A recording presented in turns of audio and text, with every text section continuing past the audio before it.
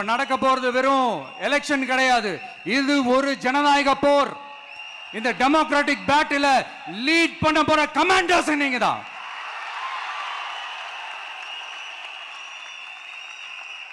நான் ஏன் இது எவ்வளவு ஸ்ட்ரெஸ் பண்ணி சொல்றேன் அப்படின்னா, இந்த தீய சக்தி எப்படி இந்த தீய சக்தியோட தில்லு முள்ளுலாம் உங்களுக்கே நல்லா தெரியும். முழிச்சிட்டு இருக்கும் போது முழியை தோண்டி எடுத்துட்டு போற கூட்டம். அதனால கொஞ்சம் ஜாக்கிரதையா இருக்கணும். நம்ம எலெக்ஷனுக்கு இன்னும் 3 மாசம் தான் இருக்குது, அவ்வளவு கூட இல்லைன்னு நினைக்கிறேன். இந்த 3 மாசத்துல நீங்க செய்ய போற அந்த களப்பணியில தான் நம்மளுடைய வெற்றியே இருக்குது. உங்களுக்கு இந்த விஜய் பிடிக்கும்ன்றது உண்மைனா, சத்தியம்னா, உங்களோட உழைப்புல அதை காட்டுங்க.